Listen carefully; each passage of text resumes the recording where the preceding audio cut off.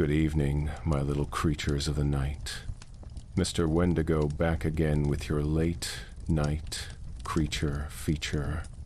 Before we begin, I'm curious. Where are you listening from tonight? Alone in your room? Driving through empty roads? Drop a comment and let me know. I like knowing who's out there in the dark with me.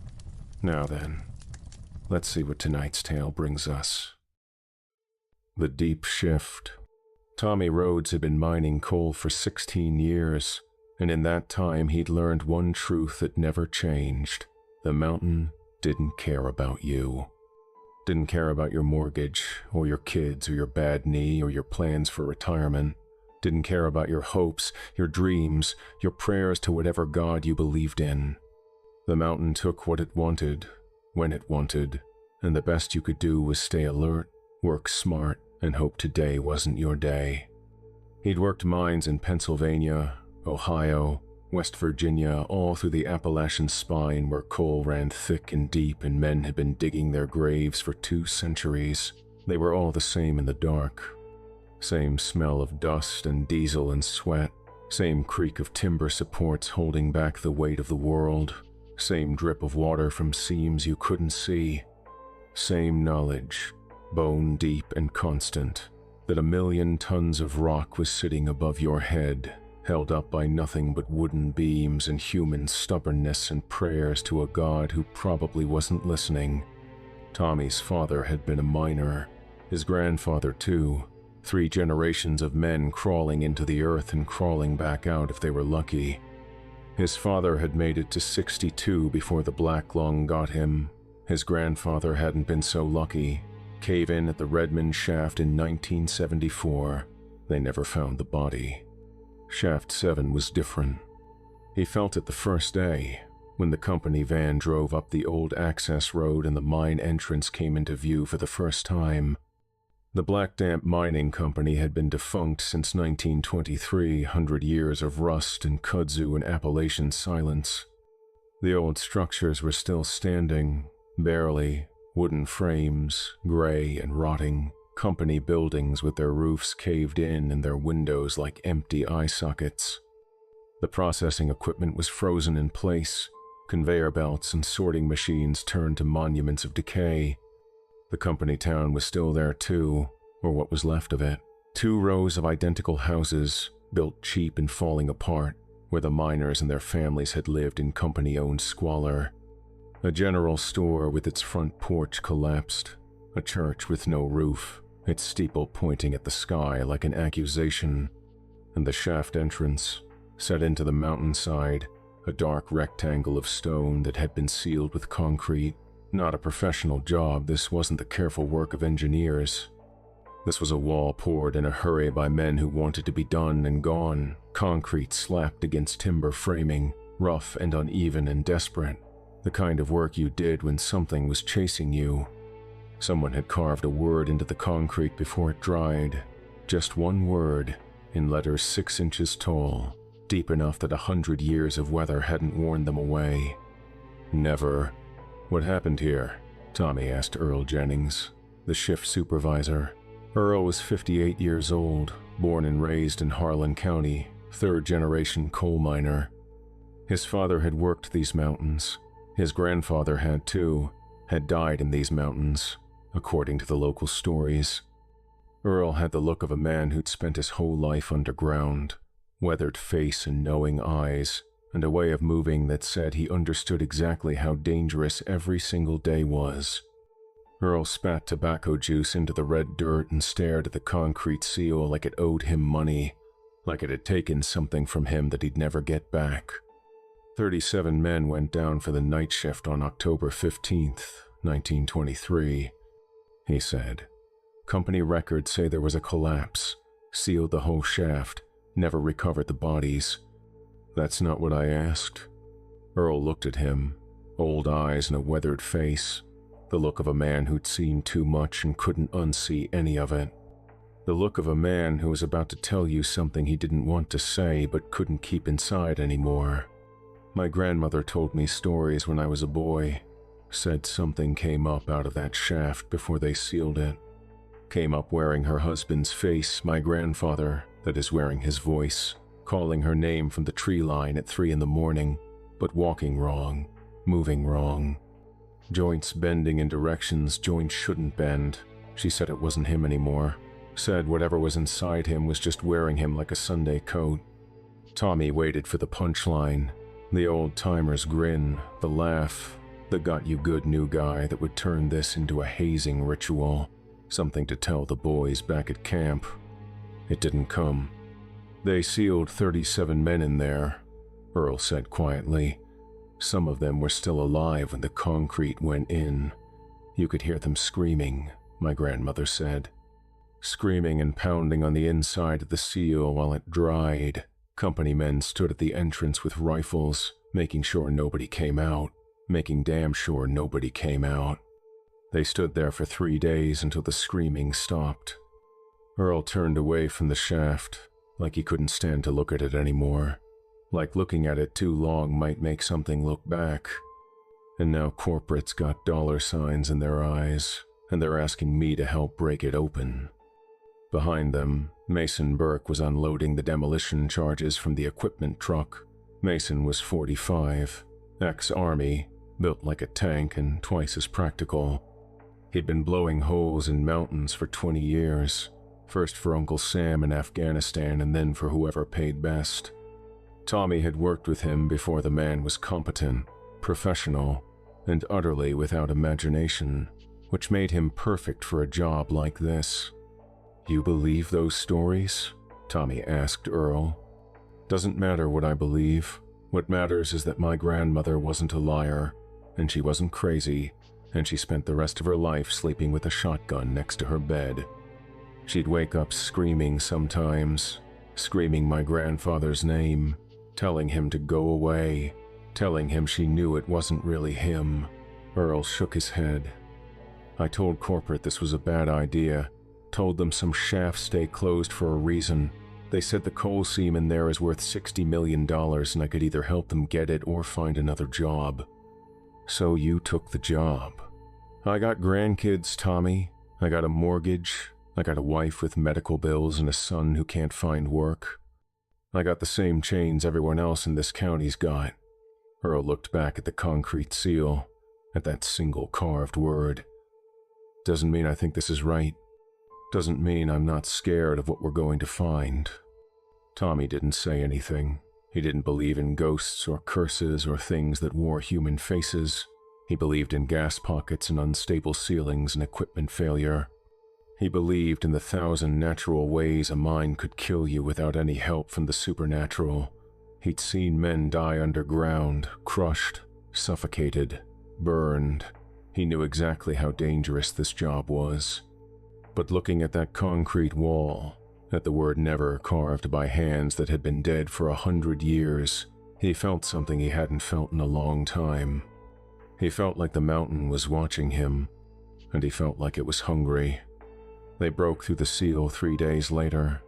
Mason set the charges with his usual precision, small-shaped explosives placed at structural weak points, designed to bring down the concrete without damaging the shaft behind it. The whole team retreated to a safe distance, and Mason hit the detonator with the same casual confidence he'd shown blowing holes in cave systems in Kandahar. The blast was almost anticlimactic, a sharp crack and a cloud of dust, and then 100 years of silence ended with the groan of settling rubble.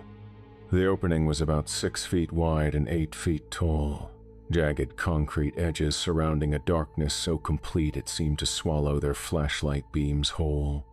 The air that came out was cold, far colder than it should have been, colder than any mine Tommy had ever worked, and carried a smell that Tommy couldn't identify. Not just stale air and rock dust, something else. Something organic. Something that reminded him of the time he'd found a dead deer in the woods behind his house, 3 weeks into decay, crawling with things that thrived in death. "Jesus," Danny Sloan said, stepping back from the opening. Danny was the youngest of their crew, 26 years old, fresh-faced and eager in a way that made Tommy feel ancient. The kid had only been mining for 3 years, came from a family of teachers and accountants, Had no idea what he was getting into when he took this job. But he was good quick learner, steady hands, didn't panic when things went wrong. Tommy had taken him under his wing, taught him the things that kept you alive down here. How to read the sounds of the mountain, how to spot a weak ceiling, how to know when to run. "What's that smell?" Danny asked. "100 years of stagnant air," Mason said, already packing up his demolition gear. "Probably some dead animals got in there before they sealed it. Rats, bats, whatever. Maybe some of the original bodies too. Nothing to worry about." But Tommy saw the way Earl was standing, frozen, staring into that darkness like he expected something to stare back, like he was seeing his grandmother's nightmares come to life right in front of him. "We wait," Earl said. "Run the ventilation for 24 hours. Get fresh air cycling through. Check for gas pockets, methane buildup, CO2 levels. Do this by the book." "Corporate wants us underground by tomorrow morning," said Lucy Tackett. She was the state safety inspector assigned to the project, a 40-year-old woman with steel gray hair and a clipboard that she wielded like a weapon. Tommy had worked with inspectors before. Most of them were box checkers, bureaucrats who signed off on whatever the company wanted as long as the paperwork looked right. Lucy wasn't like that. She actually read the regulations. She actually enforced them. She'd shut down 3 mines in the past year for safety violations, and corporate hated her for it. "Corporate can wait," Earl said. "We're not sending anyone into an unsealed shaft without proper ventilation and gas checks. I don't care how much that coal is worth. I've seen what happens when you rush a job like this, and I'm not putting my name on another body bag." For once, Lucy nodded in agreement. 24 hours, full safety protocol.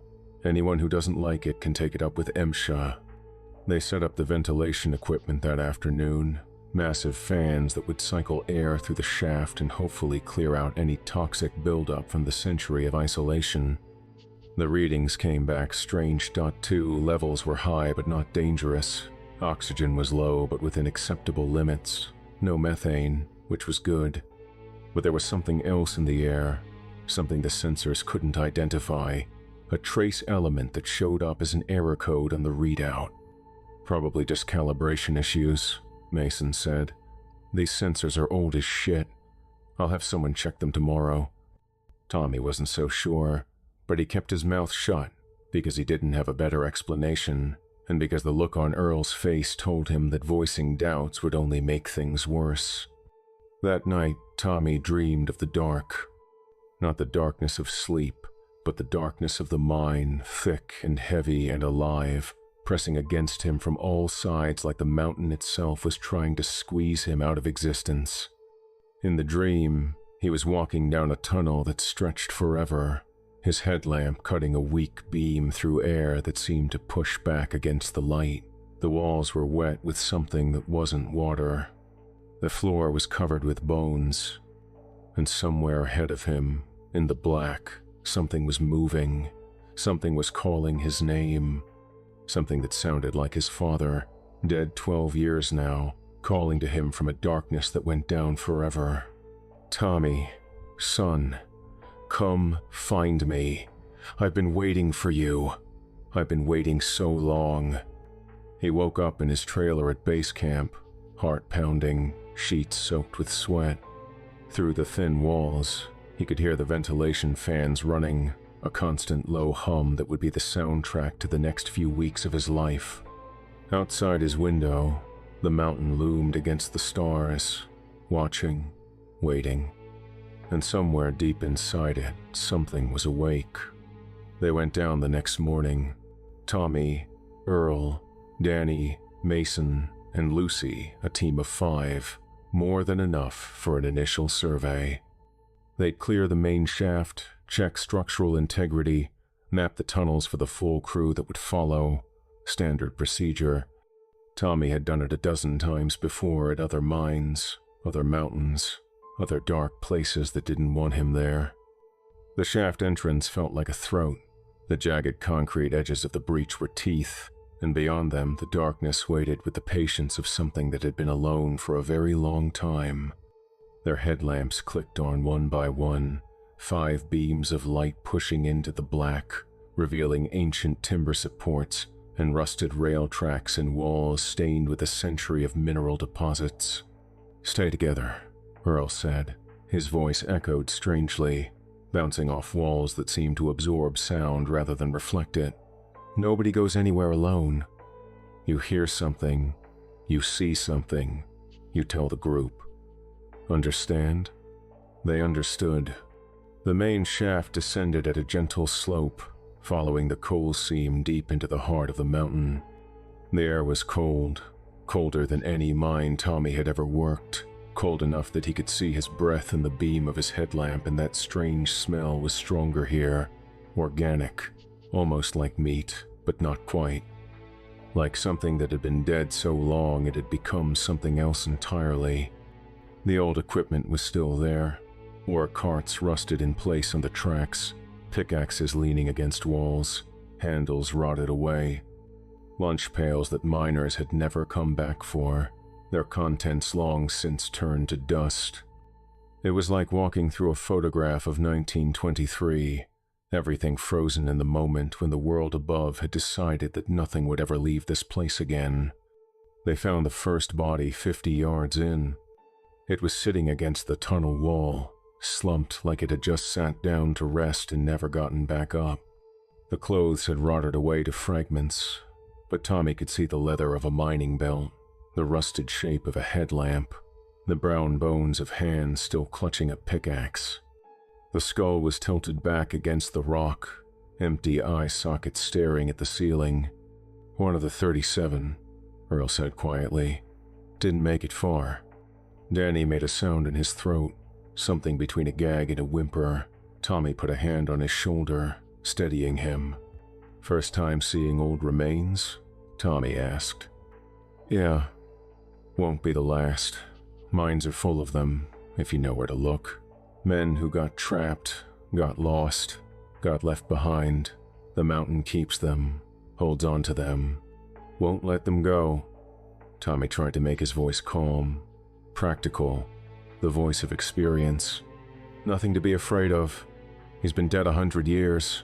Can't hurt anyone now."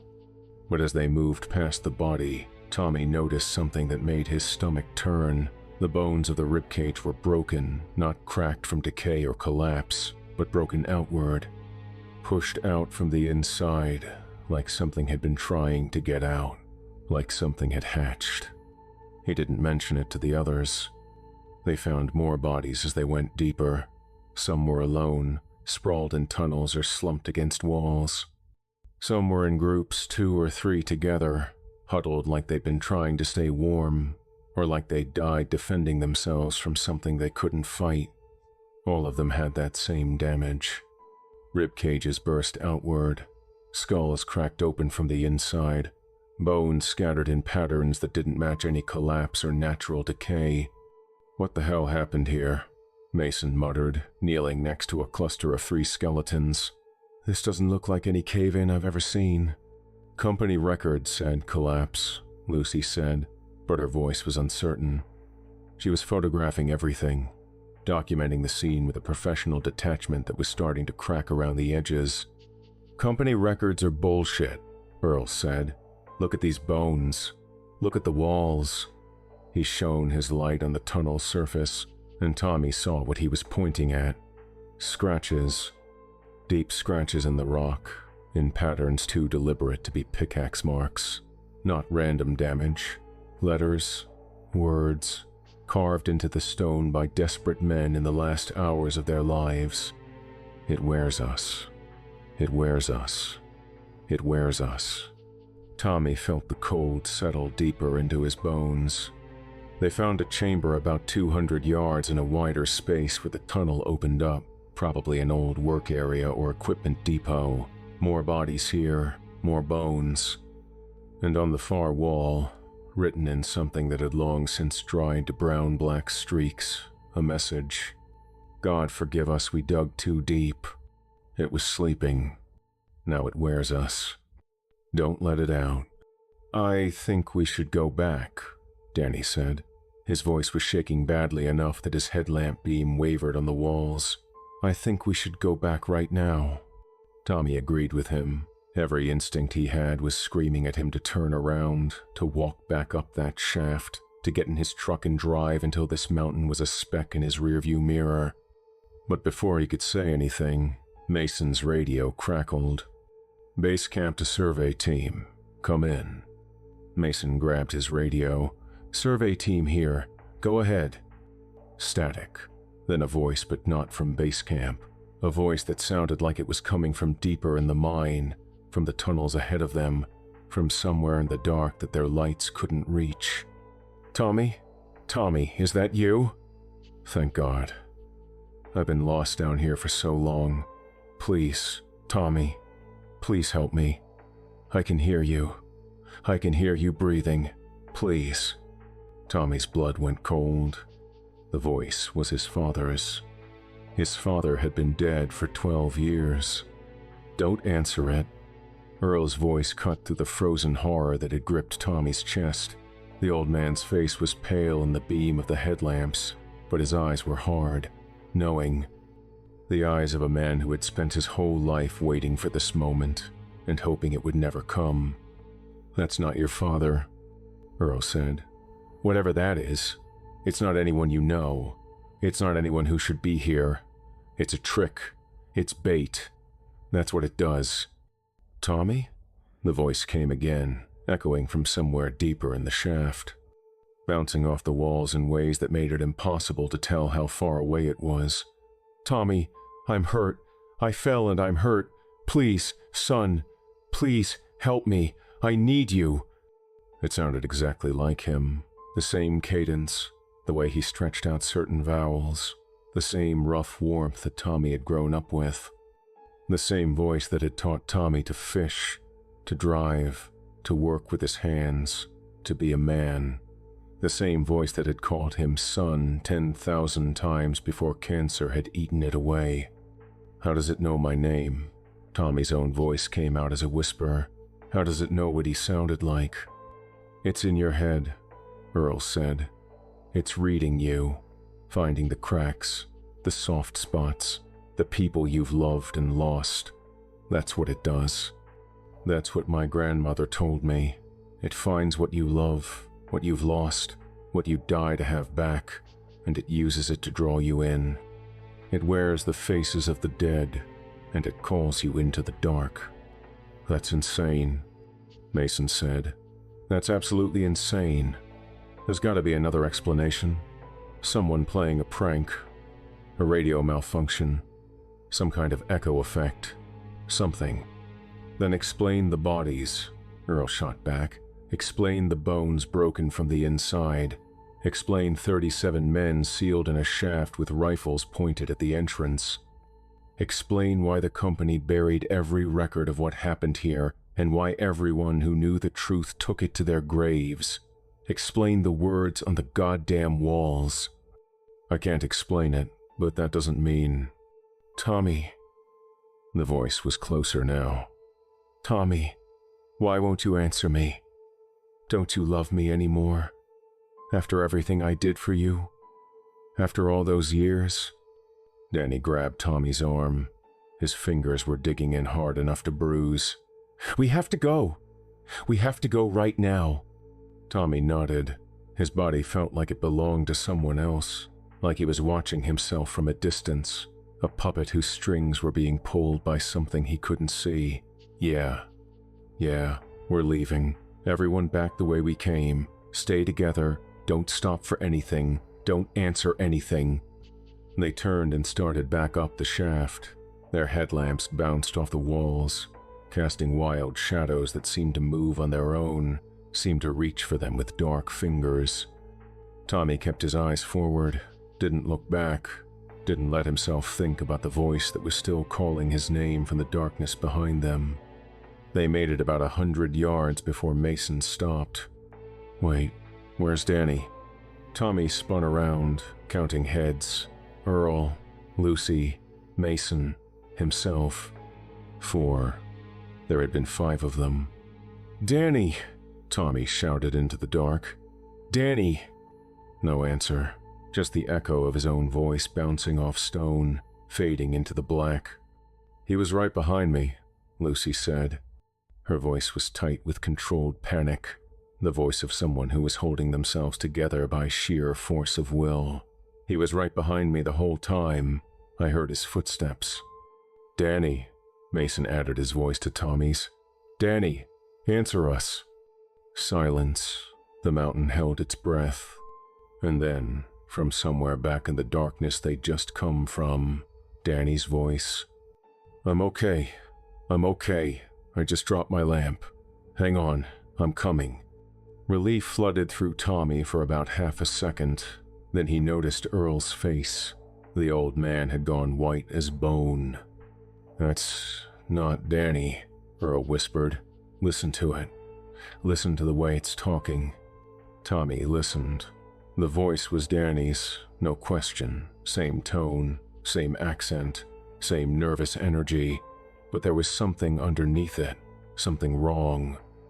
Like an instrument being played by someone who didn't quite know the fingering. Like a recording that had been spliced together from different takes, close enough to fool you if you weren't paying attention. Wrong enough to crawl up your spine if you were. "I'm coming," the Danny voice said again. "I can see your lights. I'm almost there." Footsteps in the dark, getting closer. The rhythm wasn't quite right. Too even, too mechanical. Like something that had learned to walk by watching but hadn't quite mastered the unconscious variations that made movement human. "Run," Earl said. They ran. They didn't stop until they reached the breach, that jagged hole in the concrete where daylight was streaming through like a promise of salvation, like the gates of heaven opening for sinners who didn't deserve to be saved. Tommy had never been so happy to see the sun in his life. They stumbled out into the open air, gasping, hearts pounding, legs burning from the sprint up the shaft. The mountain loomed behind them, patient and silent, keeping its secrets like it had kept them for 100 years. "What the fuck?"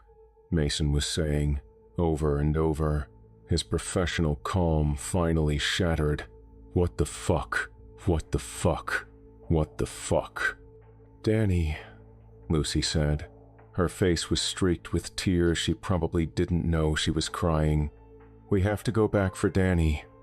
"Danny's gone," Earl said. His voice was hollow, empty.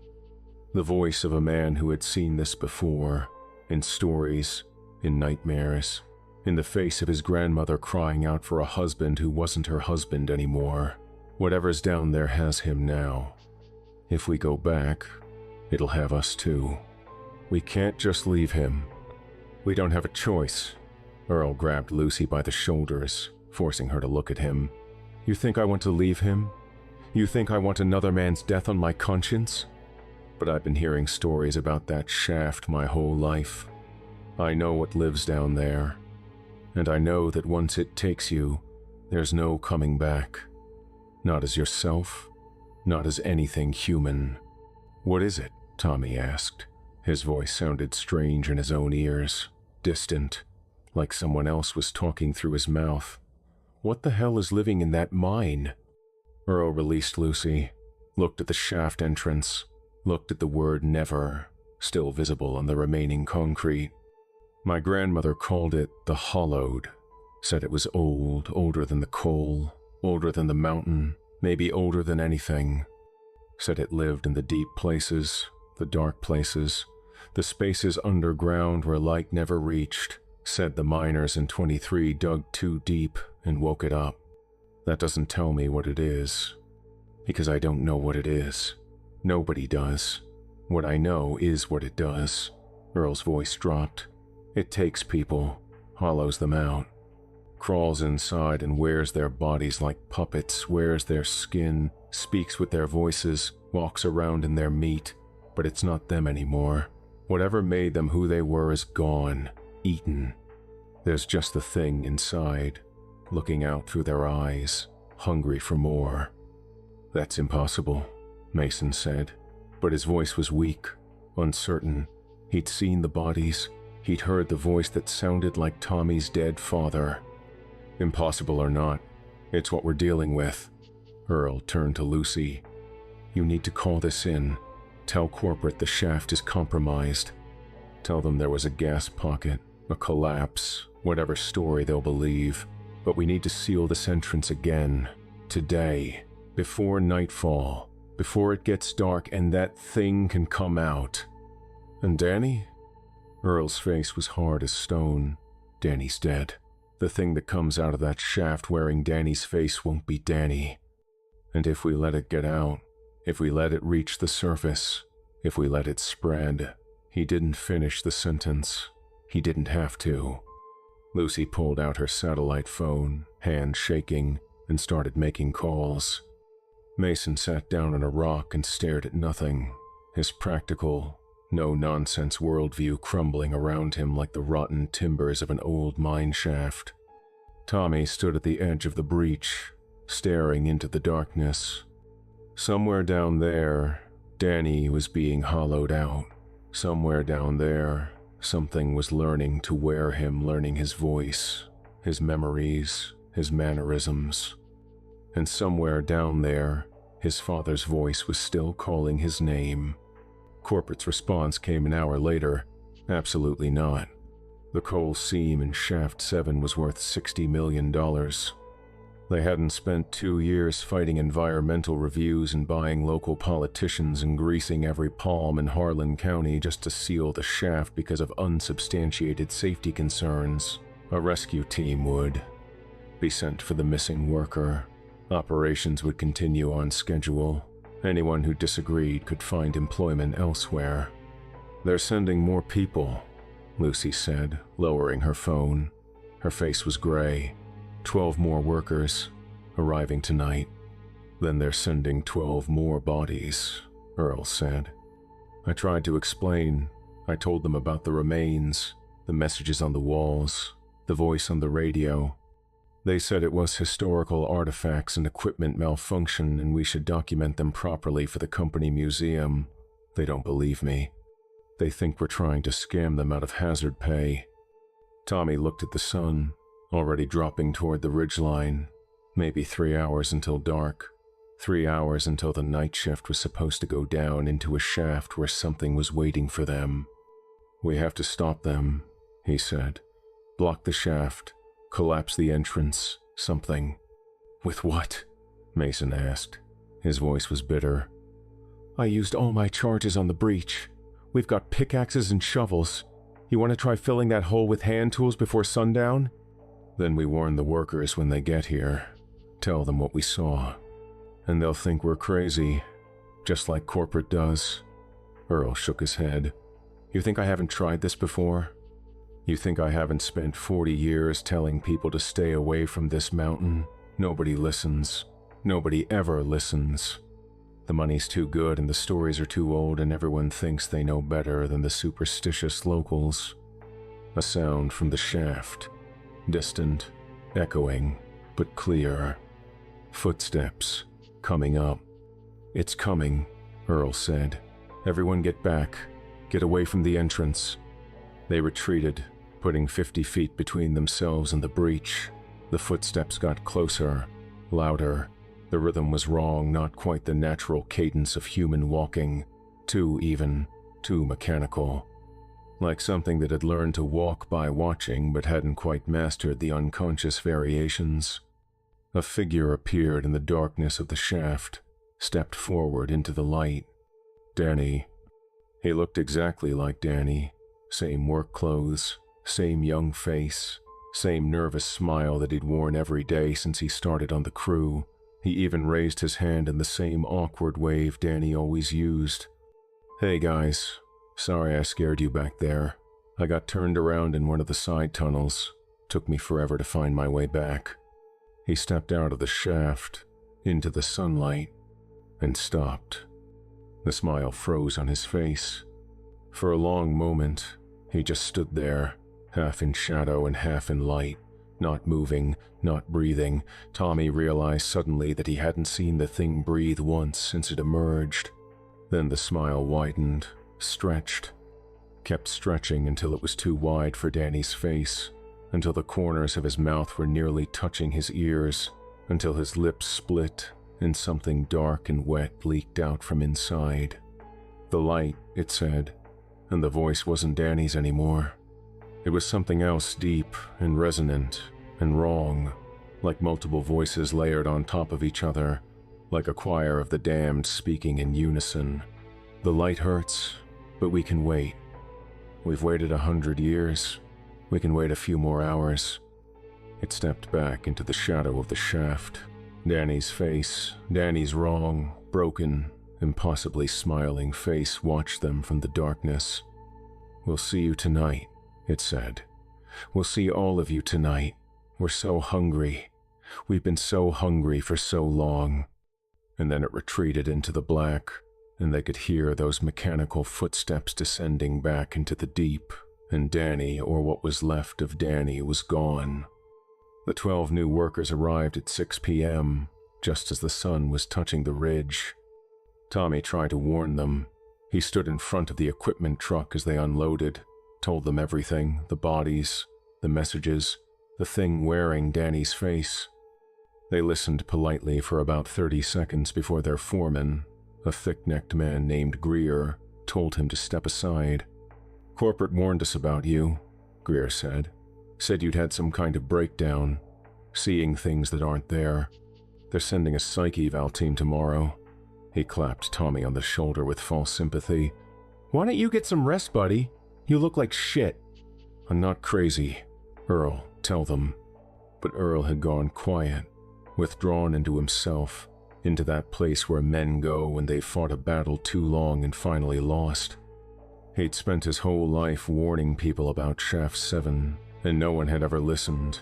And now the moment he'd always dreaded was finally here, and there was nothing he could do to stop it. "Earl, they won't believe us," the old man said quietly. "They never do. Not until it's too late. Not until it has them. That's how it's always been. That's how it always will be." The new crew set up their equipment as the sun went down. Generators hummed to life. Floodlights blazed around the shaft entrance, pushing back the darkness, creating a perimeter of light that seemed almost like protection. Tommy watched from a distance, hoping maybe the lights would be enough. Maybe the thing couldn't come out while the entrance was illuminated. Maybe technology would succeed where warnings had failed. At 9 p.m., the lights went out.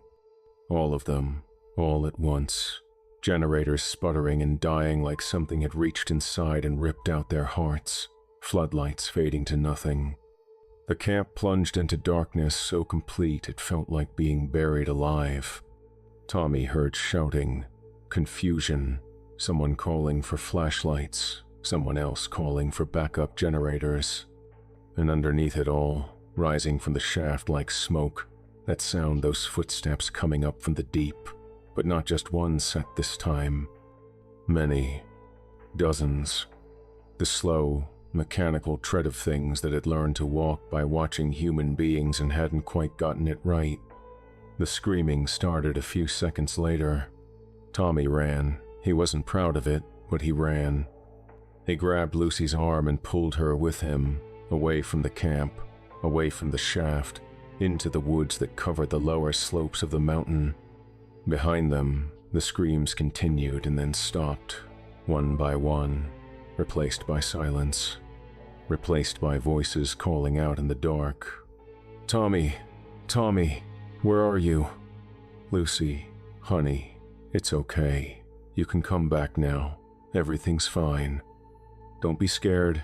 We're all friends here. We're all together now." The voices were wrong, all of them. The cadence, the tone close but not quite right, like recordings played back through damaged speakers, like puppets being operated by something that didn't quite understand how the strings worked. They kept moving, through the trees, down the slope, away from the mine and the mountain and the things that were spreading out through the forest behind them, calling in stolen voices, hunting.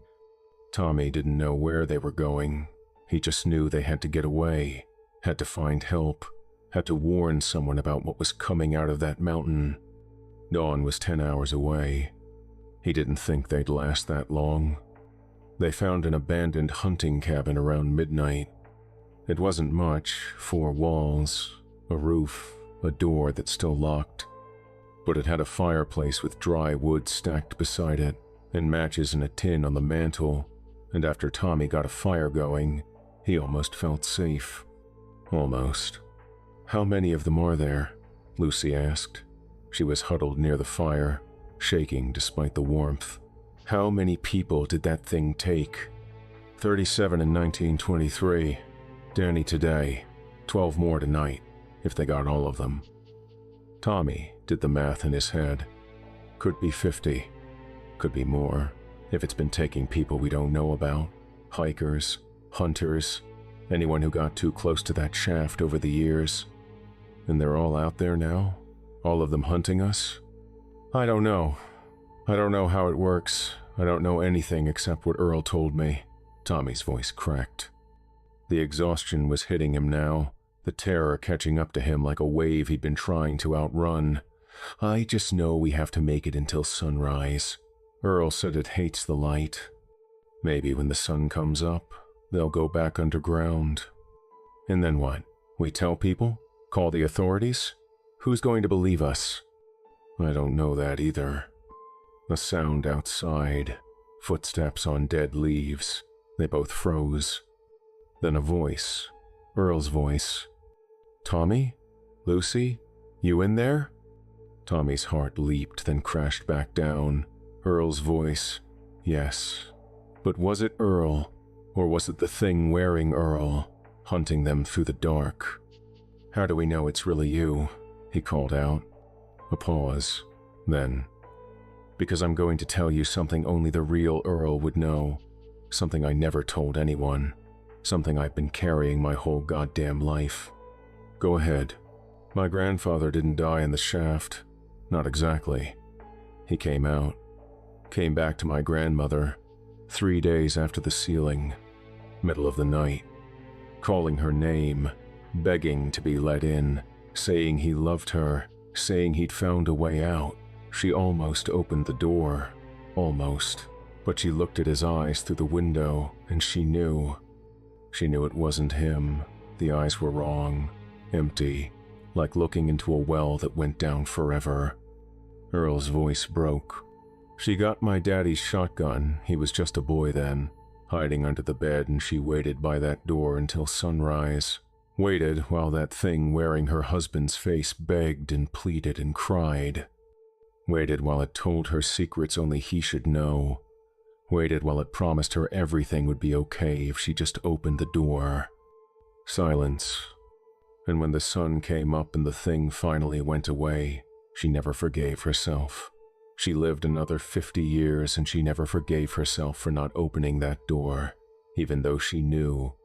Even though she did the right thing, she spent the rest of her life wondering if maybe she was wrong, if maybe it was really him. If maybe she'd condemned her own husband to wander the mountain forever because she was too scared to open a goddamn door. Earl's voice was thick with tears. "That's not in any story. That's not something I've ever told anyone. That's just between me and God and now you." Tommy looked at Lucy.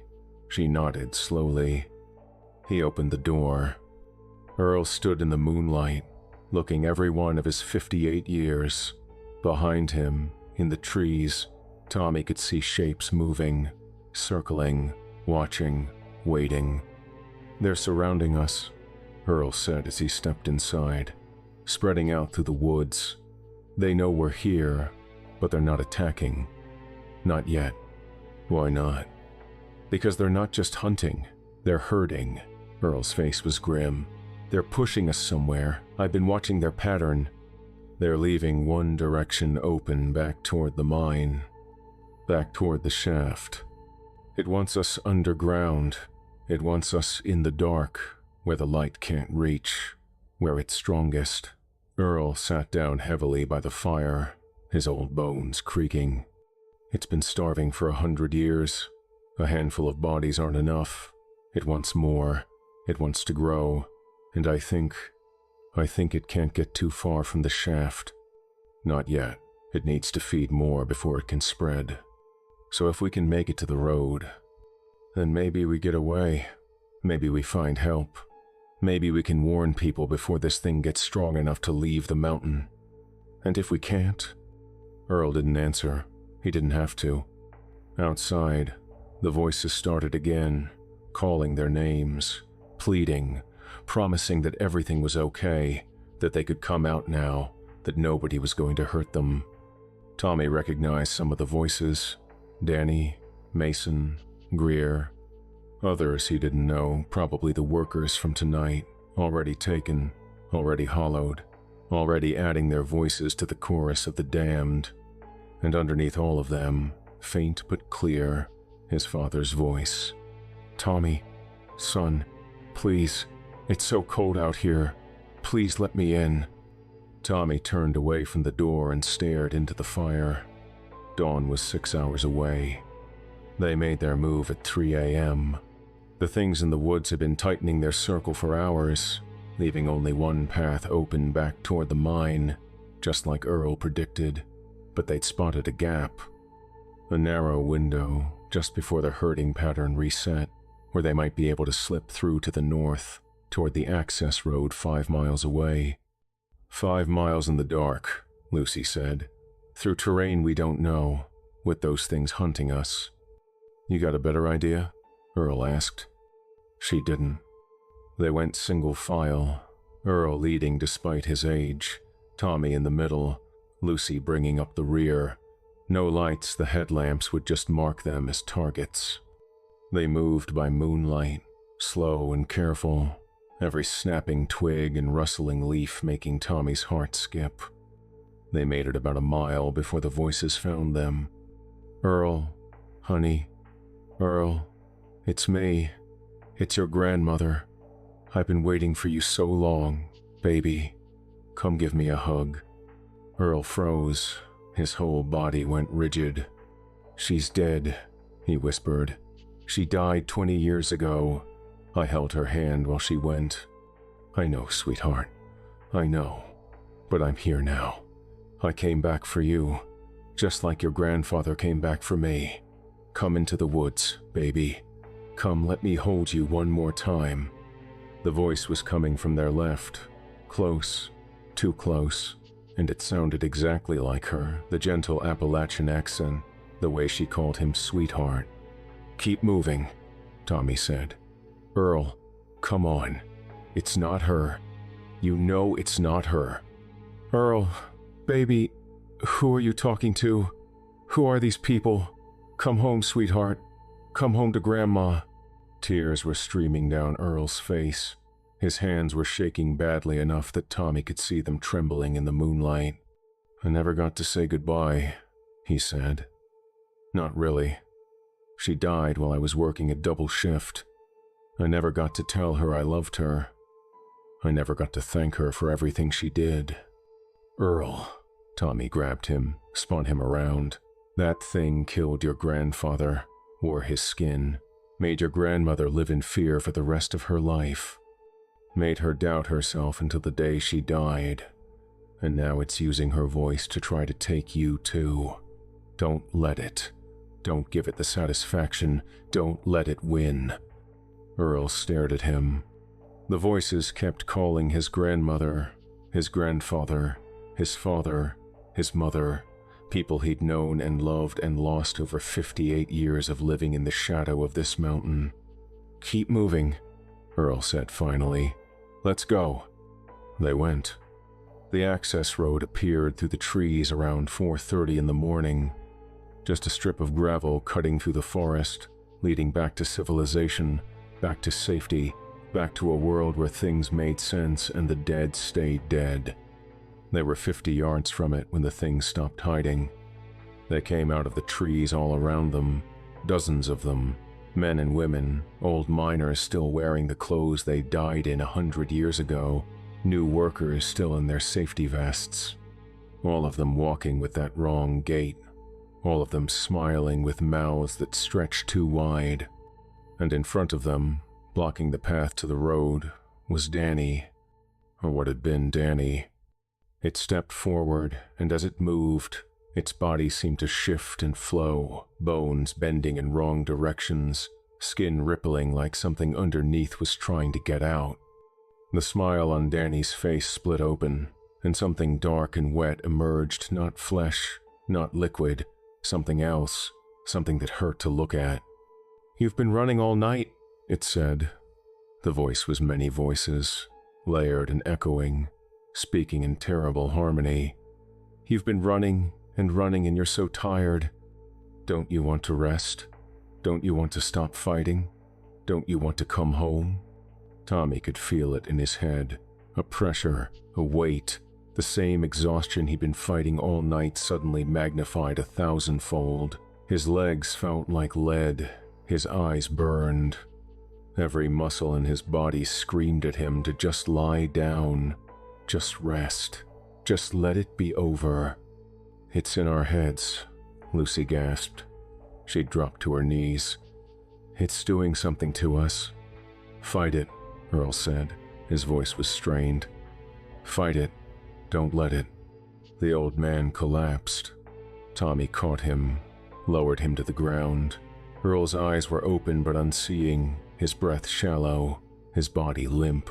The fight had gone out of him. After 58 years of resisting, of warning, of waiting for this moment, he was done. The things closed in, and then the sky began to lighten. It was subtle at first, just a fading of the deepest black, a hint of gray on the eastern horizon. But Tommy saw the reaction ripple through the crowd of hollowed bodies, saw them flinch, saw them draw back. "No," the Danny thing hissed. "Not yet. There's still time. Take them now." The hollowed surged forward. Tommy threw himself over Earl's body, waiting for the end. It didn't come. The first ray of sunlight crested the mountain. The screaming started immediately. Not humans screaming, something worse. The sound of things that had lived in darkness for 100 years suddenly exposed to light. The hollowed bodies began to smoke, to char, to burn from the inside out. They turned and ran, stumbling over each other, racing for the shadows, racing for the trees, racing for the shaft that was their only refuge. The Danny thing was the last to go. It stood in the growing light, body blackening and cracking like old paper thrown in a fire, and fixed Tommy with those empty eyes. "This isn't over," it said. "We've waited 100 years. We can wait 100 more. And someday you'll be alone in the dark. Someday you'll be underground. And we'll be there. We'll always be there, waiting." It turned and fled into the shadows of the forest, toward the mountain, toward the shaft. Tommy watched it go. Then he collapsed next to Earl, and the sunrise washed over them, and for the first time in 12 hours, he breathed. Earl died in the hospital 2 days later. Heart failure, the doctors said. His body just gave out. Tommy knew better. He'd seen the look in the old man's eyes when his grandmother's voice came out of the darkness. He'd seen something break in him. After 58 years of carrying that weight, of knowing what was in the mountain and not being able to stop it, of watching people ignore his warnings and walk right into the dark, Earl Jennings had finally reached the end. They sealed the shaft, not with concrete this time, with steel and stone and every engineering safeguard the mining company's lawyers could think of after the industrial accident that had killed 13 workers. The official story was a gas pocket explosion, methane buildup. Tragic but unavoidable. Tommy didn't correct them. What was the point? Who would believe the truth? Lucy testified at the MSHA investigation, stuck to the official story, but Tommy saw the way she looked at shadows now, the way she flinched when someone called her name unexpectedly. She'd gotten a transfer to an office job in Lexington, said she was never going underground again, said she was never going back to Harlan County as long as she lived. Tommy understood. He drove by the mountain one more time before he left Kentucky forever, sat in his truck at the end of the access road and stared at the shaft entrance, now hidden behind chain link fences and warning signs and the company's desperate attempts to pretend nothing had happened. The mountain stared back, and somewhere deep inside it, in tunnels that hadn't seen light in 100 years, things moved in the darkness, things that wore human faces, things that spoke with the voices of the dead, things that were hungry, waiting. The shaft was sealed, the entrance was guarded. The company had promised that no one would ever go down there again. But Tommy knew something that the company didn't. He knew that the access road wasn't the only way into the mountain. He knew that there were old mine shafts scattered throughout these hills, sealed with nothing more than rotted timber and rusted gates. He knew that whatever lived in Shaft 7 had been digging for 100 years. And he knew that somewhere, in some forgotten shaft that nobody remembered, in some dark corner of the Appalachian wilderness where the old thing still held power, it was getting close to the surface. He started his truck and drove away. Behind him, the mountain watched, and waited, and smiled. The coal miners of Appalachia have been telling stories about things in the deep places for as long as there have been mines to dig. They call them different names in different regions: the Hollowed, the Tommyknockers, the Hungry Dark, the Walkers in the Deep. The old-timers warned the young workers, if you hear someone calling your name from a tunnel you know is empty, don't answer. If you see a friend walking toward you from a section that collapsed years ago, don't follow. If you feel something watching you from the darkness beyond your headlamp, don't look. Some say these beings have always been here, older than the mountains, older than the coal, things that lived in the deep places long before humans ever thought to dig. Some say they're the spirits of miners who died underground, twisted by loneliness and darkness into something unrecognizable. Some say they're demons, or ancient predators, or the remnants of something prehistoric that learned to survive by mimicking its prey. What everyone agrees on is that they're real. The official records of the Black Damp Mining Company list Shaft 7 as permanently closed due to geological instability.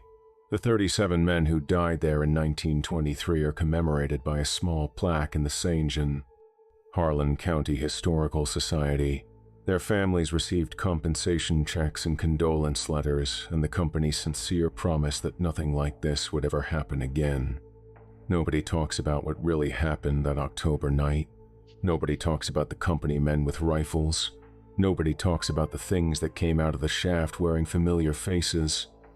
Nobody talks about the screaming that could be heard for 3 days after the concrete went in. But the stories survive.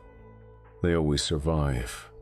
If you're ever in coal country and an old-timer offers to tell you about the Hollowed, listen close, because the things in the dark have been patient for 100 years.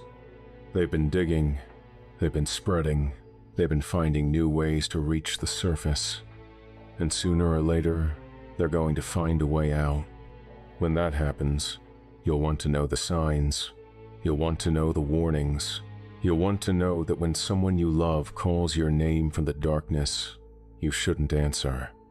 You should run. And you shouldn't stop running until the sun comes up. Well, boys and ghouls, that wraps up another terrorific tale from the vault. Oh, poor Tommy. Thought he was just taking a mining job. Thought the worst thing in that mountain was gas pockets and cave-ins. Bet he wishes he'd listened to old Earl from the start, huh? But that's the thing about warnings, nobody believes them until it's too late. You know what I love about this one? The patience. 100 years that thing waited in the dark. 100 years of silence. And it would have waited 100 more if it had to. That's the thing about the deep places, kiddies. Time moves different down there. What feels like forever to us is just a long nap to the things that live in the black. And now the shaft is sealed again. Steel and stone and warning signs. Corporate thinks they've solved the problem, thinks they've locked the monster back in its cage. But here's the thing about mountains. They're full of holes, old shafts, forgotten tunnels, places where the rock is thin and the darkness is deep, and something down there has been digging for a very, very long time. Makes you think twice about those strange sounds in the basement, doesn't it? Those footsteps in the attic that you tell yourself are just the house settling. That voice that sounds almost like someone you know, calling your name from somewhere you can't quite see. Just how we love it. If this story burrowed its way under your skin tonight, hit that subscribe button. New creature features drop every single day at 8 p.m. Central, and tomorrow's tale is just as dark. Leave a like if you're going to think twice before going underground, and drop a comment you ever heard something calling your name when nobody was there. You ever seen someone you knew walking toward you and felt like something was wrong? I'm always hunting for the next nightmare.